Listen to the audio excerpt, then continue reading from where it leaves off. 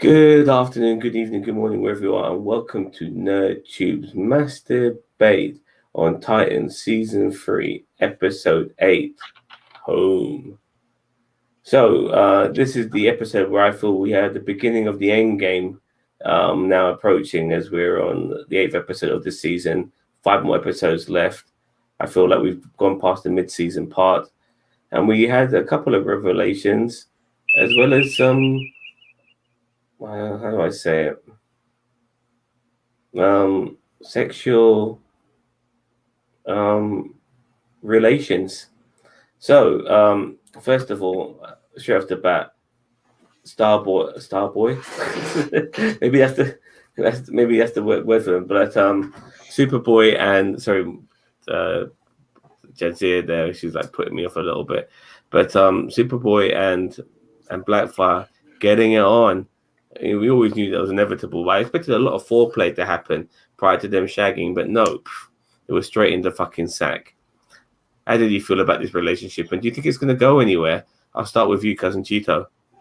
I think that it's gonna be bad. Like I think that Blackfire's using him because he's kind of like the young, naive member of the team. So I think she's gonna kind of turn on the team and turn on him, and he's gonna, regret. And it's and I might be, if I'm wrong, I'm happy. If I'm wrong about this, I'm happy. But it's like it feels very predictable that this, she's getting attached to the young, naive member of the team.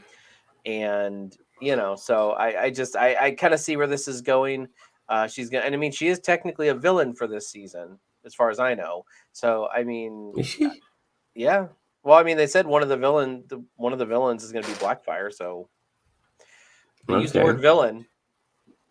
Well, fair enough. Okay, but you think it's going to go far? Do you think she's going to, get the Lex Luthor out of him?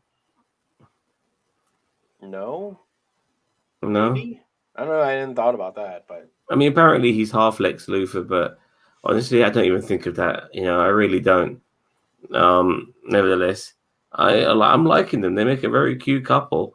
And I'm happy he lost his virginity as well. He admitted to her, "You're my first."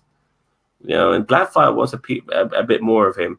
I mean, she's fucking Superboy, for fuck's sake. That guy. I mean, him in the sack. A superhero in the sack like him must be very pleasurable for somebody like her. So yeah, I'm sure she. I like that hip movement, man. A million miles per hour. Well, it reminds me of the deleted scene from Hancock when when he's with the one chick in his trailer or whatever. You guys see that? I need to see that deleted scene right now. But I haven't seen it though. Oh, but now I'm beyond curious. So yeah, I'll look it up while you guys keep going, and we'll watch it here in a little bit.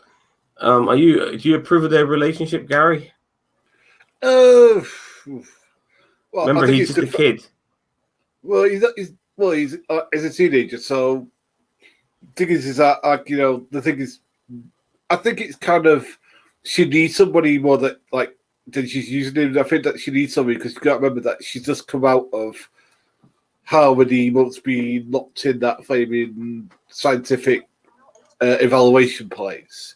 Mm-hmm. And I think Connor's like the first into an actual connection she's had. And I think that the fact that when they were talking about it in the car and she's saying, "Oh well, it was just a one-off and blah blah blah," I think it's going to be more than a one-off. And I think that she generally, has feelings for him. It's just that she's somebody who doesn't like to be vulnerable. And I think that he makes her vulnerable in a way. The fact that he's very honest with her, that he talks about the fact he has a bad side and stuff like that. I think that there is I hope it goes somewhere. And I hope that Cheeto's wrong because that would be very generic. Whereas what I'm saying, which is more that you see more character depth for both of them, would be the way to go. Personally, that I would like to go. But again, I don't write the series. Well, and that's what I'm saying. I hope I'm wrong. But I mean, I kind of see where this is going. As I said, as soon as it was going on, I'm like, oh, yeah, she's using them. I mean, personally, I don't want Blackfire to be a villain of the show now. I don't mind her redemption to a degree. But okay, this is what you're trying to share here, yeah? Yeah. Hold on. Let me know if you guys can hear it, because I don't. So this is a deleted scene from Hancock. Okay. Let's go. Can you guys hear it? Hello? There's some rules. No, I know. I haven't. Yeah. I know, probably. Oh, wait. Listen, you're gonna need to focus. I need you. Oh, hey, that's not focusing. That's not okay. All right. He's already feeling weird. All right, now, when I get to the moment, the start climbing the mountaintop, yes, you're gonna need to be as far away from that as possible. It's not- Oh, yeah. Whoa, okay. Oh, wow. Hancock. Oh, yeah. Jesus Christ. Now you're doing too much. Hold on, it gets better. Oh, mountaintop. It gets so much better. Mountaintop. Watch out. Oh shit.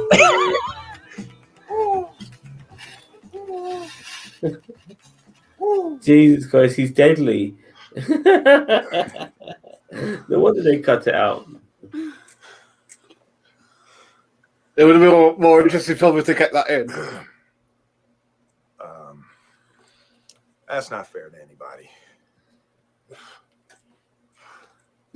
But that's pretty much it. I mean, Regarding that film, I wish he never reformed. The whole point, the appeal of that movie was him being some sort of hobo fucking superhero, and that's what I wanted, and they didn't give me that. But nevertheless, back to this episode. I kind of forgot where I was. If you can remind me. I think we were talking about Blackfire and Superboy, and whether that relationship was Blackfire using Superboy, or No, yeah, sorry. I said, like, I hope Blackfire is not the one of the main villains of this show, because for me, and he's actually grown on me now, and he's probably the best rendition of Scarecrow I've ever seen. This actor of Jonathan Crane, because I was a bit on the fence like you were initially, Bob, but I'm taken in by this guy now. I think his rendition of Scarecrow is absolutely fantastic, and it's weird in a way. Like, we see him at the beginning of this season. He's quite a cool, calm, collective customer, but at this particular point of the season, he's fucking nuts. He's absolutely fucking nuts. He kills a janitor, who basically was giving him food, and then he ends up killing his mum as well. And you see him as well, like, losing his mind around his mum. Like, the slow change in Jonathan Crane is absolutely brilliant, and I fucking love it. I actually had a thought on Well, that. because You're gone. I feel like it's because the reason why he was so calm and collected, like when he was in prison. Weed. Huh? Was it the weed? No, it was the structure. He knew all of his surroundings. He knew what was going on. He had full control. He was able to get out of his cell and go to whatever the basement area is, or what. He had full control. Now he's kind of on his own. And then he, all of these variables are happening. And the reason why he does the weed is because his mind is always running.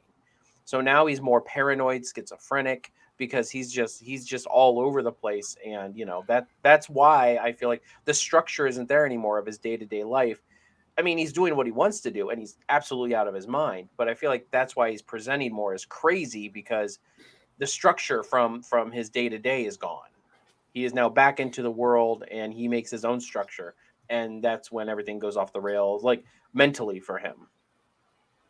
I've got to say, because that's the start of streaming, isn't it, where he goes to talk to his mum on her couch and stuff like that, and I was kind of going, oh really? We're going to see him pour his heart out to his mum and stuff like that. But the stuff he starts saying is just it's kind of terrifying. You kind of because the more he talks, you're just where is this going?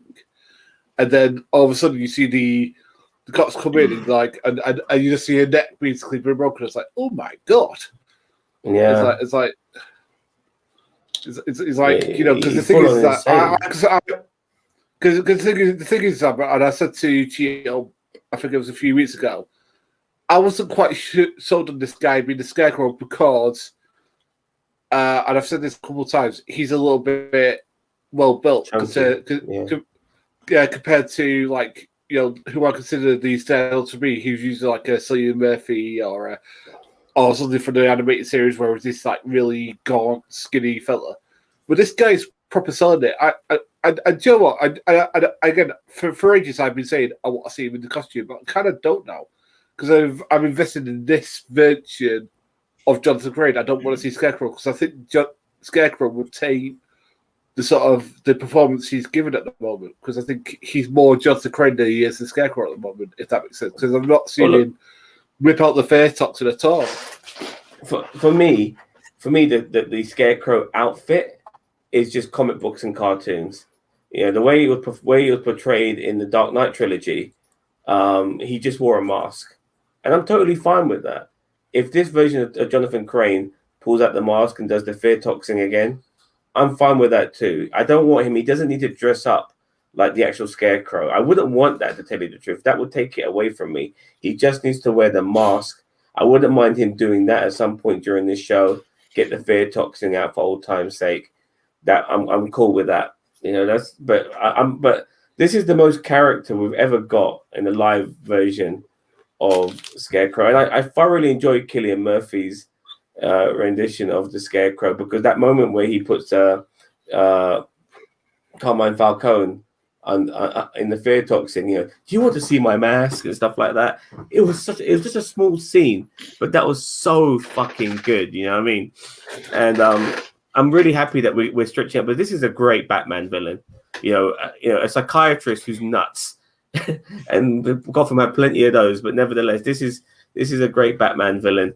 And I'm really happy he's getting his due in this particular capacity. And he is the big bad of this show, without a doubt. Not Red Hood, not Blackfire, it's him. Front and center. He's a mastermind as well, which is what I like about him too. He is academically a very clever man, and they're showing the aspects of him too. He's intelligent, but he's also nuts. And he just seems to be one step ahead all the fucking time as well. And he's got Jason Todd wrapped around his finger. Now, before I start getting on to Tim Drake, Jason Todd, he's going through regret now, which is something I'm kind of surprised.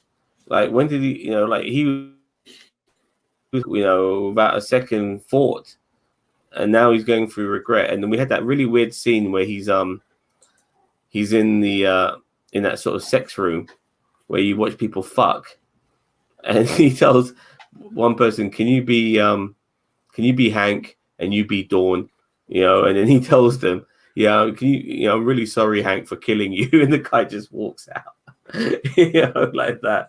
But that girl was intrigued. She's absolutely intrigued and wants to hear more. Actually thinks that Hank had it coming when he didn't. So I found all of that to be quite cool. Do you think we're gonna get Jason Todd back as the Red Hood good guy, or do you think he's going to be dead by the end of this show? I'll start with you, boss man. I think he's going to be. We can't go back to the Titans, but I think he's going to be reformed. So they could maybe do like a spin-off. They could do like Red Hood and the Outlaws.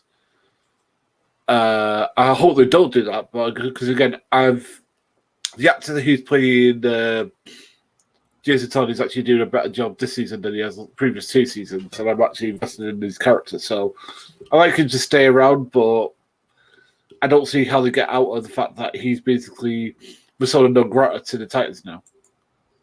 I'm a bit upset though we didn't get in. I don't feel like we've had enough of Red Hood. We've had a lot of Jason Todd. Don't get me wrong, but if you know what I mean, like Red Hood doing the Red Hood stuff, we haven't had enough of that. It's almost like the baton was passed to Jonathan Crane the moment he came out of jail, and obviously Blackfire then being involved there too, and some cameo bad guys like fucking Lady Vic as well. So I'm a bit upset that we haven't got enough Red Hood during the course of this show. But now we're at a stage in Jason Todd's life where he does feel remorse. He realized he fucked up. He's not on the fucking drugs anymore. He's a fucking junkie in this. You can see that in him, and he's trying to reform. And Garth, aka Beast Boy, he brought up saying that, look, I kill people, and you took me back in. I think this is when he was like as a fucking tiger or something, eating people and shit. And so I vaguely remember what he did. I think he must have been basically eating. chewed up a doctor that was experimenting on him because he was traumatized. Yes, fair enough. But they took him back in. Gary, are you okay? Are you stroking out down there? Like, what's going on? For me, no, in fact. Yeah. Fair enough. I've got a lot of fever shit going on. You look a bit. You look like you got a cold, but I think you'll be all right. I'll be fine. I'm awesome about it. But with this one, I think the I kind of see what you mean because it's been billed as a Red Hood, but I think that because the mastermind's been Scarecrow and it's been done very, very well, I kind of don't mind it. I mean, I kind of want to see what will happen because the thing is, Jason Todd has gone through one master, which was Batman, now to another master, who's Scarecrow. And I want to see, is this going to cause him to a book as well? Is he going to become like the anti-hero he is in the comics? I wanted to see some gung fu from him, boss man. I wanted to see him like breaking up, like basically doing a Batman with guns on some bad guys, like breaking into their establishments and shooting the shit out of them. I feel like we're still going to see that. I feel because he does that even when he's reformed. So yeah. Okay, well, but yeah, go on, Gio. What do you want to say? I was going to say I'll take my turn. I agree that they did rush through the Red Hood thing a little bit, but because the Scarecrow's kind of a good, what's the baton pass, like from main villain of the series, Scarecrow's actually better in my opinion. I would stick with I'm glad they passed a baton of villain for this season from Red Hood to.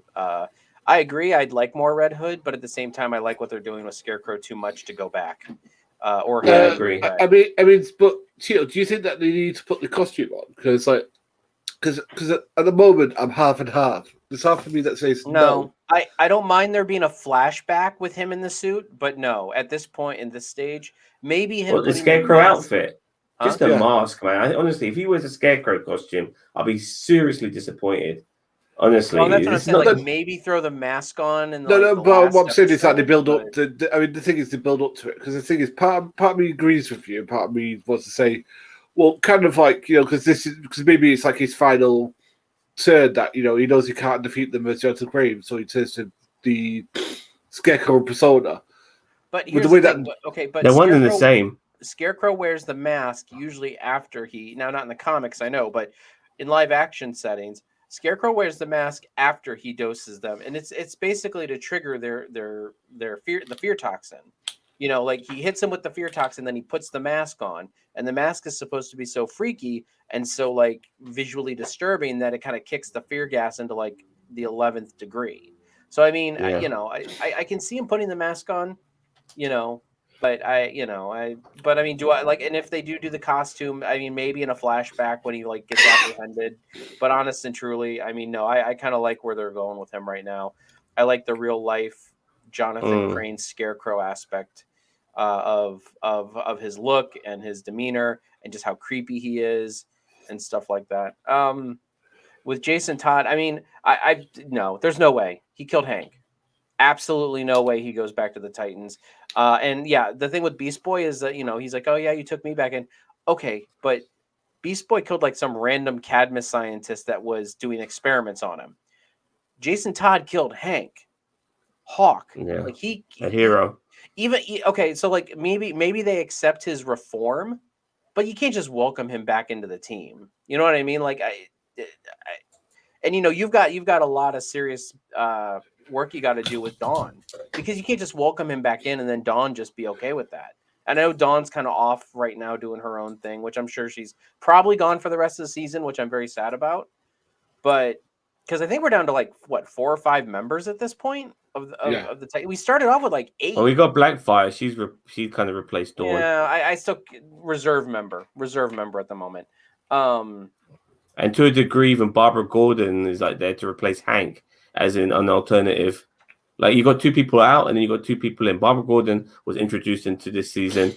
Blackfire was introduced into this season. And they, in a way, have been like to the replacements for the 2 people who have gone in Hank and Dawn. Basically, Wayne Manor is getting pretty vacant. You know, I mean, it's really what Superboy, Beast Boy, Nightwing, Starfire, and now Blackfire. Like, I think that's the 5 people that are there, and we started out with like 8 people this season. All right, could I talk about the issue I had with this episode? Once we're done talking about, that. As long as it's not Tim Drake, but I want to bring it up. When we get to Tim Drake, I got some stuff. We need to talk about Tim Drake and his full. That's what it was going to be. But let's talk about this. But I've got to say, like as I said, everything that Scarecrow is saying now, every bit of dialogue he has is terrifying. I actually like what he was saying. As I said, the whole dialogue he had with his mother, and the whole dialogue he had with Jason Todd, and the whole dialogue he had.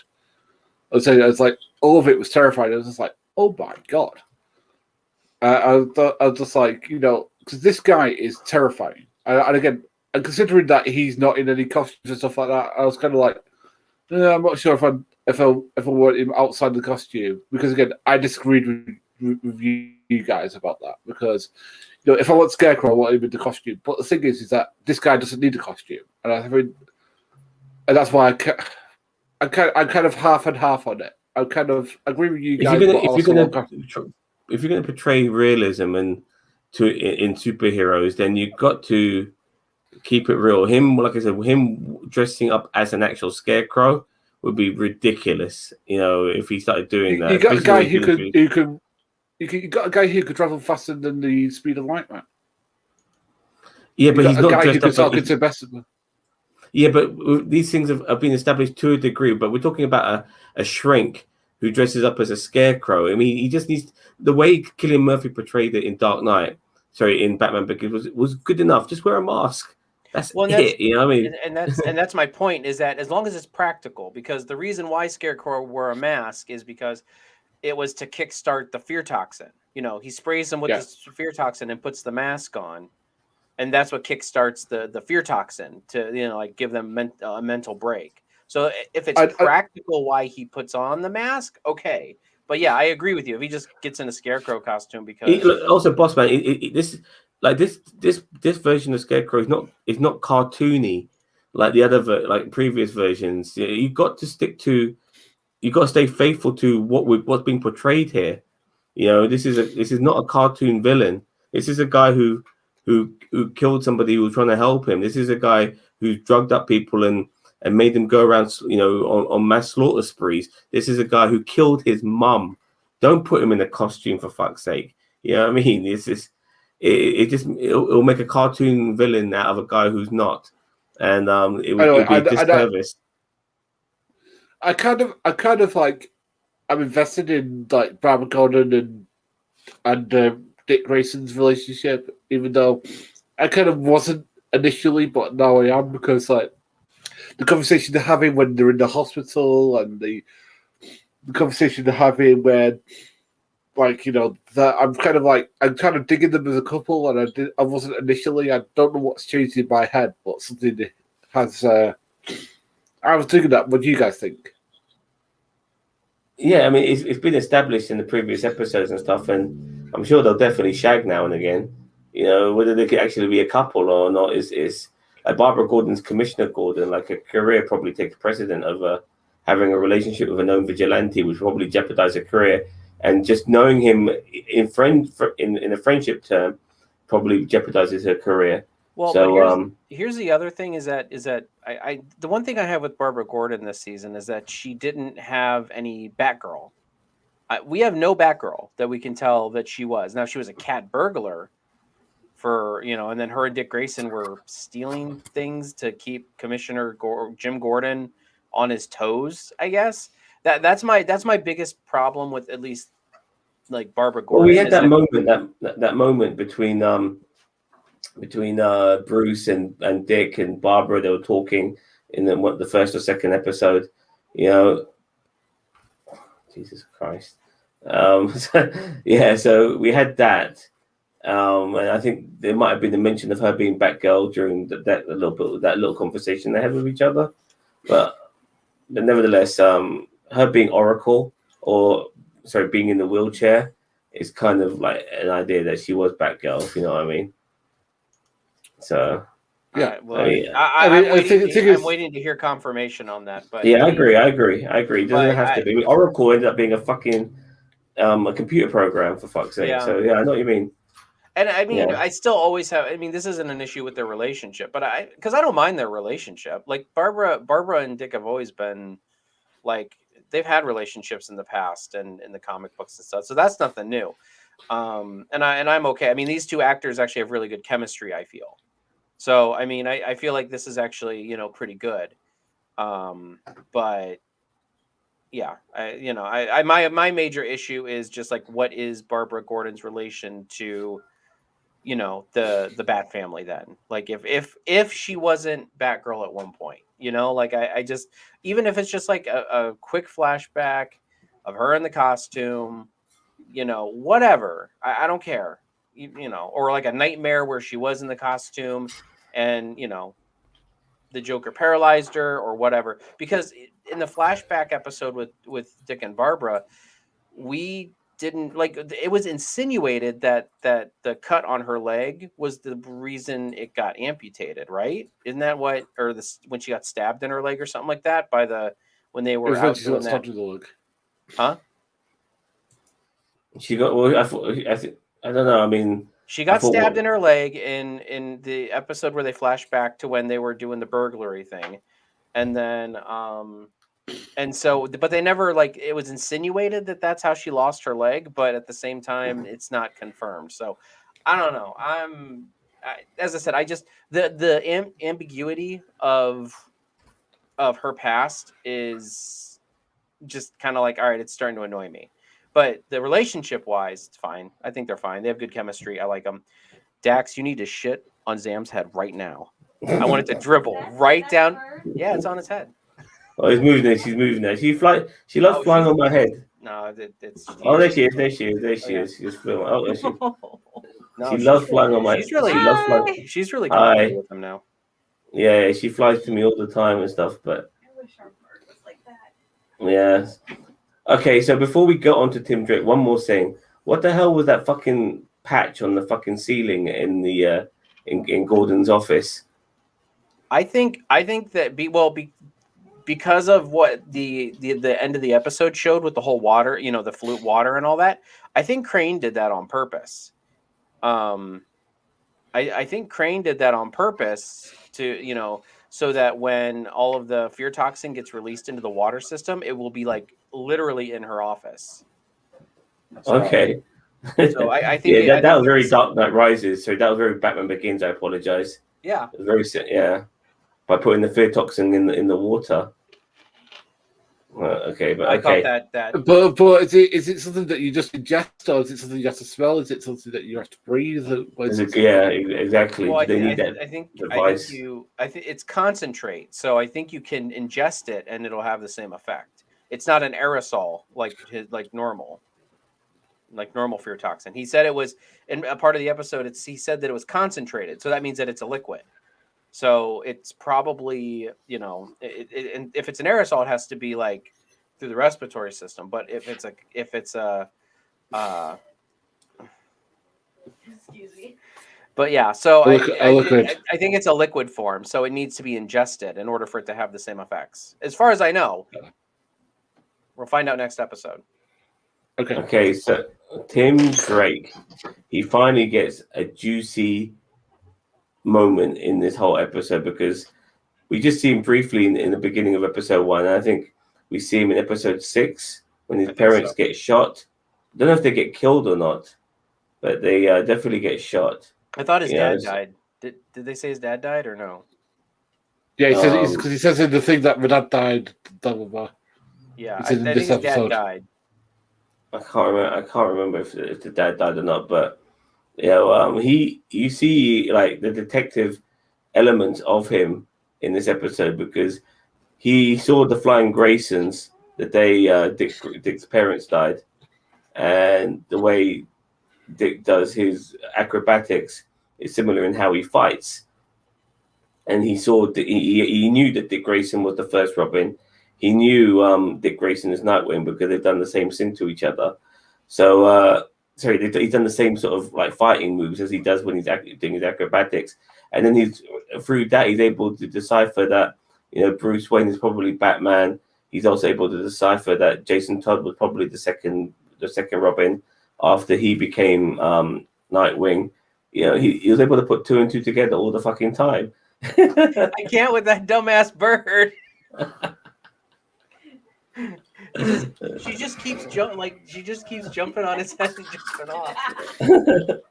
Oh, she's on my Amazon boxes now, so it's all good. She likes it up there. She might build a nest up there. Okay, so we got to see how smart he is. Yeah, we really got to see how smart he is. He is probably the most intellectual of the four Robins. The four main Robins. I mean, I don't think we'll ever get Damian Wayne in this. You never say never, I know, but still, he is yet to be confirmed. But so far, we've got Tim Drake. He seems to be the smart one of the four main Robins. We saw some of that intelligence in play with him basically calling Dick Grayson out and Dick Grayson having to play stupid. Dick Grayson was a lot like Bruce Wayne in this, wearing the suits and stuff like that, whining and dining and talking to the media and shit. Go on. I know that gets into my point is, well, what I was going to say about Tim Drake is that, first off, I love this Tim Drake. I love him so much it's not even funny. It is exactly what I wanted out of a Tim Drake. It is because they're out of the four main Robins, Dick was the acrobatic Robin, Jason was the angry Robin, Tim was the detective Robin, and Damian was the prodigal son.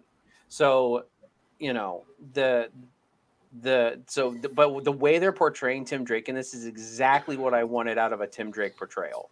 And that's how it is in the comics. Tim Drake figured out all just like he did in this episode, all of it. He figured all of it out. He didn't stumble upon it. He didn't know. He did research, and he's like, yeah, I've seen your moves, and I was at Haley Circus. I don't know if he was actually there in the comics, but he's like, Tim Drake's got he's either got a photographic or a partially photographic memory, so he remembers the stuff.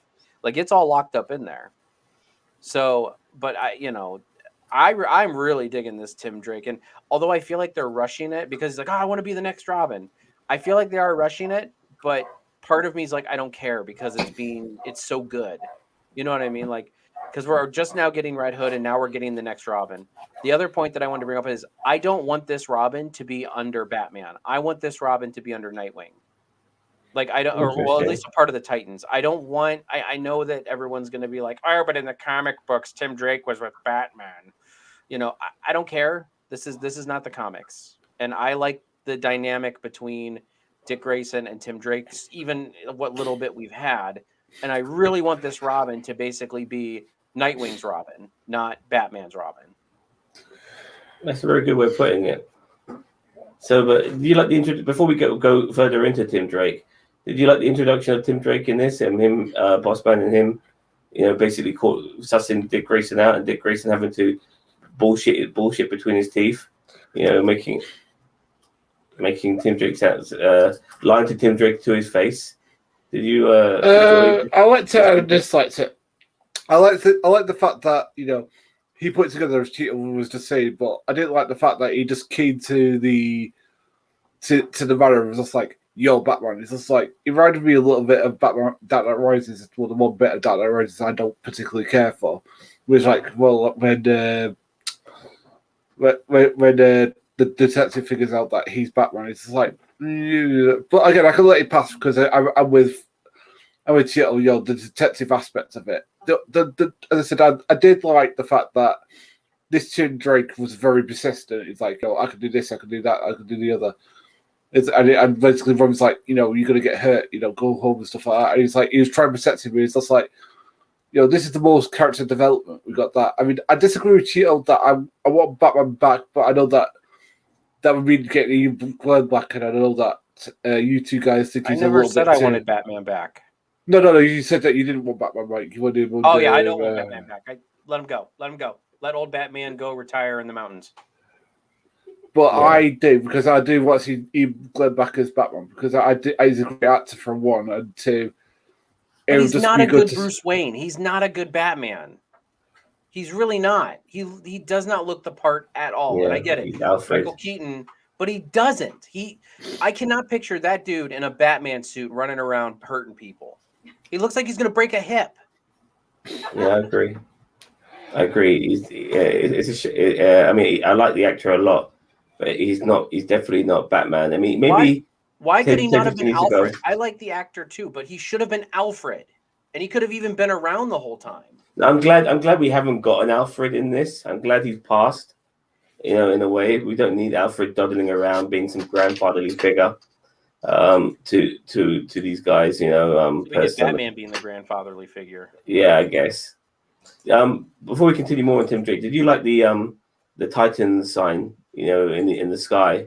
You know, how you have the Batman signal where you got the Titan signal. You like that? And then it became red at one point. Who are you asking? Both of you. Whoever wants to ask first. Go ahead, Bossman, since I interrupted you. So no, sorry, because you're breaking up. What was the question you asked? Sorry, you broke up. Remember they got a Titan signal, you know, with a spotlight in the sky, and it went red at one point for some reason. I don't know how it ended up going red, but nevertheless, there was, you know, I thought it's because Jason took. I thought it's because I thought the lighting rig had turned it red. So that's what I took away from the character. But Jason Todd turned it red. I kind of like the T signal. You know, it's just like like, you know, just the T signal and stuff like that. As I said, I prefer. Seriously, I would rather that it was like some sort of like beacon, like actual sign, like a signal or something. But hey, T will do. But the thing is that that's Batman's thing. He's like going, well, surely. I mean, because I can't remember. I think the Titans do have like something that you can reach in one place, like a phone or a television screen or something. On a table that blinks. And they live in a giant T in the middle of fucking the city in the comics. So, but fair enough. I want to just talk about this briefly. Yourself, Cousin Cheetah? I hate it. I think it's stupid. I really do. I mean, you're right. It's Batman's thing. But the Titans having a Titan signal, it's like, okay, yeah, it's a bit cheesy. We get it. I agree. I think it's too on the nose for like, hey, we're replacing Batman. It's like, no, just stop. Just have Commissioner Gordon call the Titans. Like, you know, use the red phone that blinks. You know, like in the '60s. You know, I don't care, whatever it is. But the signal in the sky is just, I don't like it at all. Okay, so back to Tim Drake now. He's doing his investigations, and Jason Todd is also luring Dick Grayson into a meetup, and Drake is also following Dick Grayson around and stuff. Dick Grayson goes into the sewers, and we see some kids running around. It's weird. I don't know what's going on with Dick Grayson. Like, he almost had like some hallucinational moments. He's definitely hallucinating. I don't know what it's about, and I guess we'll figure that out. I think it's because he's been dosed with the fear toxin. But after Tim Drake got shot, he goes to crouch down on Tim Drake, and then we see him opening his eyes on the ground, and then we're back to him again. And I'm thinking to myself, what's going on there? You know, what's the real reality here? You know, it was just a bit weird. All of that, but also when Tim Drake got shot, why the fuck didn't Superboy just speed run his ass all the way to a hospital? He legged it there on his own. He could have fucking legged Tim Drake to a hospital. You know, He got shot. Medical here. He got shot in the back. So this may not be what they were going for, but if you move him, you might. Yeah, good point. Spinal injury. So sometimes it's worse to move them than it is to let people come to you. Like, you know, so. Do you think that he also got this bullet wound just to stop people from anticipating that he's going to be Robin immediately this season? Because if he's been shot in the back, I thought his backpack was going to save him, by the way, after Crane shot him. And Crane's so fucking nuts, he just randomly, you know, he didn't even know who Tim Drake was. He just sees some kid and he decides to shoot him. But nevertheless, Tim Drake's been shot now, so that's going to probably set him back a few episodes, maybe this season, until he becomes Robin. What do you guys think? Possibly. I think we'll start next season with him training Tim. Like I think that's where this is heading. I think that next season we're going to like he'll be training Tim Drake at the beginning of next season. But yeah, for the rest of the season, Nightwing's going to have the whole regret angle of not informing Tim, and now Tim's hurt because of him, and yada yada yada yada yada. Even though it's Tim's own fault for being there. But I mean, yeah, I feel like this is their way of kind of nerfing him until the beginning of next season. But I feel like we're going to see him a couple times before the end of this season, maybe in the hospital, maybe recovering and in therapy or something. And Dick Grayson's there, trying to help him. But this is where Tim Drake and Dick Grayson's bond is going to start forming is after this recovery or during this recovery. Yeah, for sure. We also, by the way, just something I forgot earlier, but after Connor and Blackfire were shagging, Starfire walks in on them, kind of hypnotized again, and Connor's so embarrassed. He speeds himself out of the situation. But what do you think's happening to Starfire now? Because if she's been hypnotized again, and this time it's not black, it's nothing to do with Blackfire. So what do you think that's all about? It could be a Tamarian Invasion? that message. Yeah, something like that. Here's my thing though, is that I feel like they're spinning. This is one of those plot lines that I feel like they're spinning too many hats on. Like you've got Red Hood, you've got Scarecrow, you've got now Tim Drake, you've got the Starfire thing going on, you've got Blackfire there. Like I feel like they're spinning too many hats. Lady Vic's in there too. They haven't resolved that, have they? I don't know if they will. I think I thought that was pretty much it. Like I think it's what I've done to be honest. Yeah.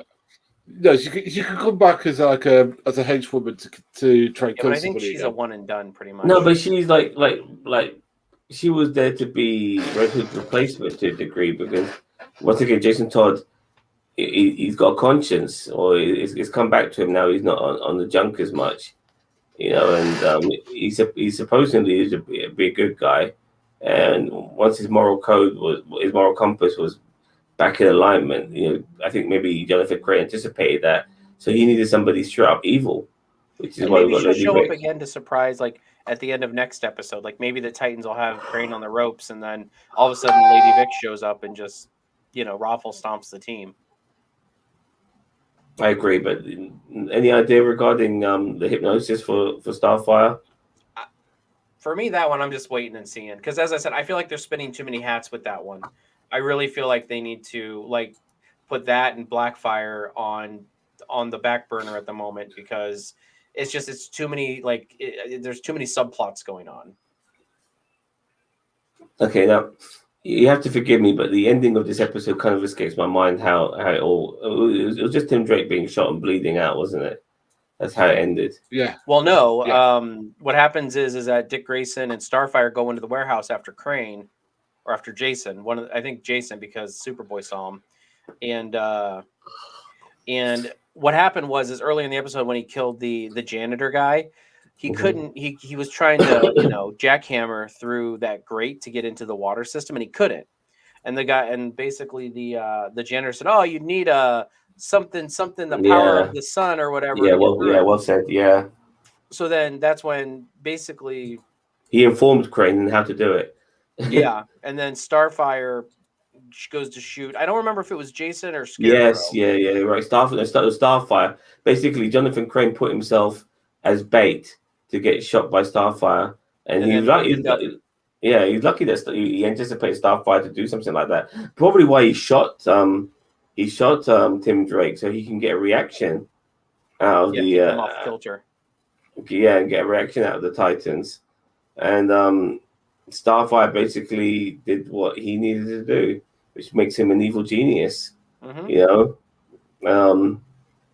Excellent stuff. And now Gotham's water supply has been contaminated with fear toxin. Is that correct? Yep. Or is it bravery toxin? I actually don't know. I'd have to go back and look again. I think I think it's a mixture personally. A mixture. Because They'll yeah, cancel each I other do out because now. I could. Yeah, well, Everybody will be I don't know. normal. Well, I don't know. I mean, we don't know how Craig's mind works, do we? So it just seems like it seems like he wants to screw Jason Todd. Well, no, he doesn't really need it anymore. So I mean, I feel like it could go either way, but that's actually I didn't even think about that, like whether it was the Brave toxin or the fear toxin. But you're right; it might have been the Brave toxin. It'll just make people like it'll definitely ensue chaos. Like instead of it being fear and everybody like killing each other because they're scared, like it'll make everybody like say like Zam wants to kill me in the back of his mind, but then if he drinks that water, it'll give him the courage to actually go and do it. So then me and Zam are fighting, and then I have to kill Zam. So I mean, it's going to be interesting to see how that plays out as well, because once again we're going to see probably if people are going to be drinking water, and so if it's been contaminated, then you can have millions and millions of people losing their fucking shit. It is interesting, in my opinion, that they've taken a leaf out of Batman Begins with this particular trick. But fair dues, I mean, how many other ways can you? Well, but there was another toxin to everyone. You're right. It does take a page out of the Batman Begins book, but at the same time, there was a whole other component of having to. It was a Wayne Tech device. Yeah, I know. I'm aware that it had to be evaporate. It turned into gas and all of that sort of shit. But still, like putting a fear toxin into the water supply, it's straight up from Batman Begins. Yeah, as I said, same premise, but I mean, maybe the Joker can come and put the laughing toxin in there too, and then they can. The Joker's dead. Yeah, I know. I'm so fucking happy he is. It was a joke, boss man. Jesus Christ. Anyway, I'm doing apologize for yawning all the time. So, I think we pretty much covered all our bases with this particular episode. Do you feel this is the beginning of the end game? Yeah, I think it is, considering that, all the time, the only storylines that haven't been tied up is the whole Black Boy thing. Yeah, but we have like 5 more episodes left. No, it's 13 episodes. We've got 4 more from next week. I feel like there's going to be a twist. I feel like they're going to wrap up the Crane, like the fear toxin or Brave toxin thing next week, but then there's going to be another twist. And now whether that's Blackfire or whether that's something else Crane has up his sleeve. Well, we still have yet to have the return of Raven and Donna Troy, Wonder Girl. I kind of hope they don't come back this season. I heard rumors that they were supposed to come back this season. We're running out of episodes. So maybe that's just like I don't know, but I wouldn't be surprised if like Donna Troy ends up being, Jonathan Crane's like ultimate master plan. Bring her back to life through the Lazarus pit at the bottom, underneath fucking Arkham Asylum, and give her some bravery toxin, and then you've got a super powered hero. Well, there's 5 episodes left, Sam. I just looked. Okay, great. Okay, so the next episode is called Souls. So I'm guessing that's going to be one of those like internal struggle episodes. The one after that is called Troubled Water. I wonder what that could be. The next one is The Call is Coming from Inside the House. So I'm assuming somebody gets in Wayne Manor. 12 is Prodigal, so I'm guessing Red Hood is coming back home. Mm-hmm. And then 13 is the season finale is Purple Rain. So we're going to see fucking the artist formerly known as Prince. Yeah. Okay. The artist formerly known as Robin, pretty much. So I mean those are the last couple episodes. So I mean actually maybe there isn't too much of a twist coming. It's just they're really spacing this out. So maybe the end of the season might drag on a little bit. Purple Rain, that could be Raven. That could be it could be Raven. Yeah, I guess Purple Rain could be a reference to Raven. And all of that. She's just going to show back up in the last episode and fix everything? I don't know. I mean, she could do. I mean, her and Donna Troy. But they would end up being like, good wild cards to bring in there. I mean, she's got the power of magic. which Well, nobody else has. they need to bring Raven and Donna back sooner rather than later. I don't want them coming I back in agree. the last episode and just being like, "We're here to fix everything since you guys screwed it all up." You know, I want them to come back and actually struggle with the team for a little bit to actually take care of business. I don't want them to come back and be the MacGuffin that fixes everything. Now, so far this season, though, unfortunately, I feel the lack of Beast Boy's usage in this episode feels kind of sad. Mhm. Like Beast Boy feels pointless, even to a degree. You know, Connor Kent feels a bit. But he's so OP in the way that they purposely try not to use him as much as possible. You know, we'll just keep you in the back, fucking make anti-detonators and shit like that. Yeah, that's what he's I been like used that for. fact. I like the fact that they're using him for more than just being OP. But I understand what you're saying. Like they're underutilizing him. Yes. It's like Dick Grayson, you know, like why should I have to fight? I'll just send Connor Kent to go in there and beat the fuck out of everyone. You know what I mean? He's invincible. He can move. He can move faster than a speeding bullet. He's got super hearing. He's got vision as well, supervision and all that shit. Like, He's basically Beast Boy's Captain America shield. Exactly. So, but yeah, the lack of Beast Boy in this show is upsetting, and I don't know, man. I just wish they were able to use him a little bit more and get more out of Connor Kent as well. I think it's budgetary. Like, I mean, I really do. Like, and I feel bad because I do think they want to use Beast Boy more, and I like the actor who plays Beast Boy. I feel like it's budgetary. Like the CGI, they can't, like, probably, you know, Warner Brothers has probably just cut their budget, and so they're just like, well, we want to transform Beast Boy and all these cool animals, but we can't because, you know, like, No, how but hard I is like it the fact to they use it. transform into a fly and go in and do recon. No, but I do like the fact that they're using other abilities that, you know, around those obviously limitations, like the fact that, you know, he uses the smelling of a dog, or he's got he gets improved visions and stuff like that. I like the fact that he doesn't have to physically The dog's done animal. more. The dog's fucking done more than Beast Boy, for fuck's sake, and Connor combined. No, but Yeah. I get Boss Man's point where he's using like senses from other animals, and there was a point where his hand turned bigger, like it looked more like a gorilla hand or something like that. And when he punched somebody, and he kind of looked surprised. So maybe they're trying to start slowly debut a new part of his powers, because remember, really all he can turn into is a tiger at this point. And I really hope they kind of expand. See, that's the kind of stuff I want to see. I don't want to see Blackfire and Starfire. That needs to be a whole nother season. Like, I want to see some character growth with Beast Boy. I said it in the very first episode. The whole thing about him having to be naked when, like, after he transforms into a tiger. Like, can we move past this? Like, this is since season 1. Like, Wayne nanotech that, Yeah, exactly. Just Wayne tech the shit out of it. Yeah, like, I'm tired of the whole gimmick where it's like, oh, I got to go pick up my clothes now because they transformed into a tiger.